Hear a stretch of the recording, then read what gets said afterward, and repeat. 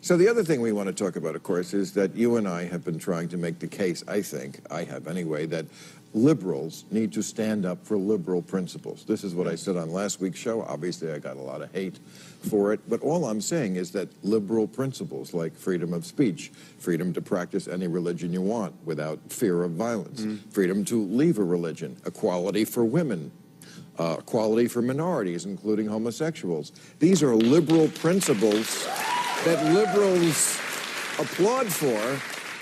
But then when you say, in the Muslim world, this is what's lacking, then they get upset. Yeah. Well, liberals have really failed on the topic of theocracy. They'll criticize white theocracy. They'll criticize Christians.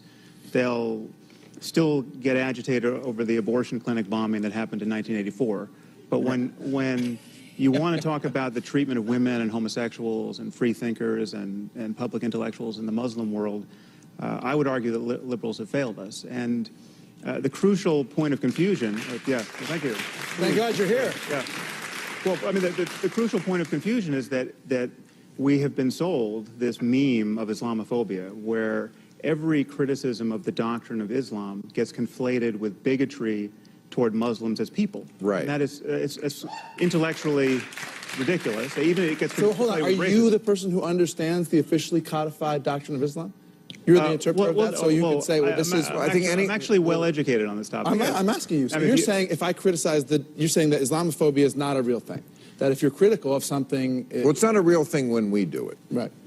Well, no, it really isn't. I'm not denying that certain people are bigoted against Muslims as people. And that's a problem. Big of you. But why are you so hostile about this concept? It's gross. It's racist. It's not. But it's so not. It's like saying those stateless, shifty Jew. You're not listening Absolutely to not. what we are saying. You guys are saying if you want to be liberals, believe in liberal principles like freedom of speech, like we are endowed by our forefathers with inalienable rights, like all men are created equal. Ben, we have to be able to criticize bad ideas. And of course we do. No liberal doesn't want to criticize bad ideas. But Islam at this moment is the motherlode of bad ideas. Jesus. So we have That's ideas just a fact. like blasphemy.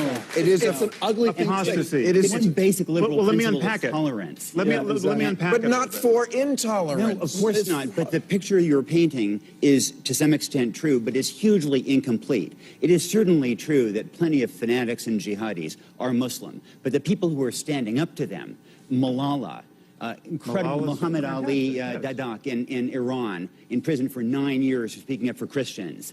A friend that I had in Pakistan who was shot this year, Rashid Rahman, for defending people accused of apostasy. Or how about the more than 1 billion people who aren't fanatical, who don't punish women, who just want to go to the store, wait a second.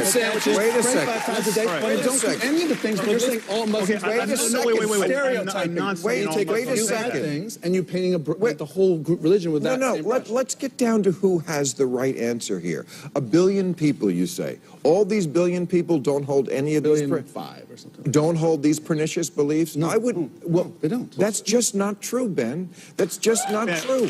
Can I just express how I think it breaks down in terms of beliefs? The idea... You haven't even defined You're trying to say that these few people, that's all the problem is, these few bad apples. The idea that someone should be killed if they leave the Islamic... That's horrible. That should... Wait, you're saying that the idea that someone should be killed if they leave the Islamic religion is just a few bad apples? The people who would actually believe and enact that you murder somebody if they leave Islam is not the majority of Muslims at all. Okay, let me break this down for you. Okay, we have, as you say, we have 1.5, 1.6 billion Muslims. Now, second biggest religion in the world, a quarter. Well, Ben, let me unpack this. Let me unpack this for you. Please do. We have just imagine some concentric circles here. You have at the center, you have jihadists. These are people who wake up in the morning wanting to kill apostates, wanting to die trying. They believe in paradise. They believe in martyrdom. Outside of them, we have Islamists. These are people who are just as convinced of martyrdom and paradise and wanting to foist their religion on the rest of humanity, but they want to work within the system. They're not going to blow themselves up on a bus. They want to change governments. They want to use democracy against itself. Those two circles arguably are 20% of the Muslim world. Okay, this is not the What are you fringe of the basing fringe. that research on? A bunch of poll results that we can talk about. So to give you one point of contact, 78% of British Muslims think that the Danish cartoonist should have been prosecuted. 78%. So I'm being conservative when I roll this back to 20%. But outside of that circle, you have conservative Muslims who can honestly look at ISIS and say that does not represent us, that we're horrified by that, but they hold views about human rights and about women, about homosexuals that are deeply troubling. So these are not Islamists, they're not jihadists, but those views are anathema to ours. But they also keep women and homosexuals immiserated in these cultures, and we have to empower the true reformers in the Muslim world to change it. And lying about the link between doctrine and behavior is not going to do that. But the Great Divide... the Great Divide is not between Islam and the rest. It's rather between the fundamentalists and the moderates in each faith. Okay, but we're misled to think that the fundamentalists are the fringe. Okay, we have jihadists, Islamists, and conservatives. Well, and by the way, it depends hundreds of millions of people fit that description. You're saying that the strongest voices are coming from those who are jihadists and extremists, and that represents a bigger piece of the pie than we often think is true. There's no question. Okay, so having said that, and even if that is true statistically or otherwise, the key thing to recognize that I don't think is part of the argument, but I think should be, is that there are voices that are oftentimes raised in opposition to these jihadists and to these extreme acts. But guess what? They don't get covered.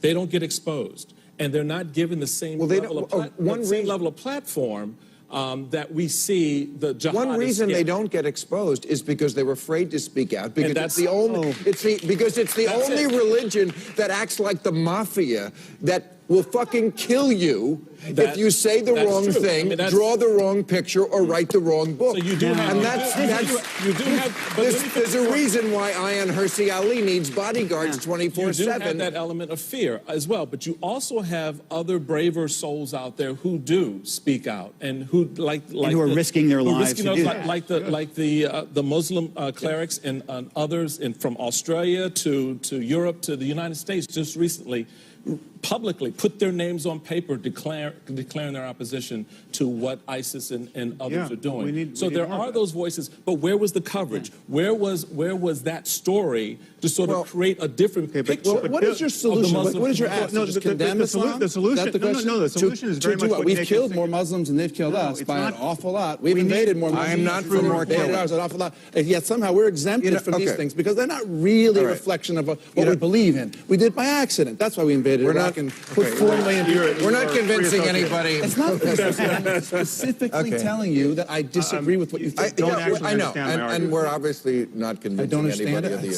If you don't understand my argument, your argument is like, black people, they show each other. That is not my argument. No, it's not. It's based on facts. I can show you a Pew poll of Egyptians. They are not outliers in the Muslim world that say like 90% of them believe death is the appropriate response to leaving the religion. If 90% of Brazilians thought that death was the appropriate response to leaving Catholicism, you would think it was a bigger deal. I would think it's a big deal no matter what. Okay, but that's the fact. You don't. But what I wouldn't do is say it's all Brazilians, or I wouldn't say, well, Ted Bundy did this. Goddamn, these gays are all trying to eat each other. Okay, let me just give you what you want. There are hundreds of millions of Muslims who are nominal Muslims, who don't take the faith seriously, who don't want to kill apostates, who are horrified by ISIS, and we need to defend these people, prop them up, and let them reform. Dude, you're talking ISIS couldn't fill a AA ballpark in Charleston, West Virginia, and you were making a career out of ISIS. But no, it's not just ISIS. It's all jihadists. It's global. It's a phenomenon of global jihad. I think that's the opposite. There is those things. There's ISIS. There's global jihadists. The question is the degree to which you're willing to say, because I've witnessed this behavior, which we all object to on the part of these people, I'm willing to flatly condemn those of you I don't know and have never met. No, this is not based condemning on people. It's ideas. And people who believe in those ideas. So it's based those people believe based on reality, Ben. We're not making it up. That in the Muslim world, it is mainstream belief. But this is such a caricature of Indonesia, of Malaysia, so much of the world. And this does have the tinge a little bit of the way white racists talk about African Americans and define blacks by... What you're saying is because they are a minority, we shouldn't criticize. Not that much of a minority, the second biggest religion in the world. Exactly, but you're treating them like a minority. I mean, if Filipinos were capturing teenagers and sending them into white slavery, we would criticize that. We wouldn't say, well, they're criticize Filipinos. the people who were doing it, not the Philippines. You know what I mean? Well, what if the people As a who were... Filipino kid lives down the street from you, it had nothing to do with that. So these are different things, crazy Racial people. stereotyping. I think All it right. goes... Let's talk...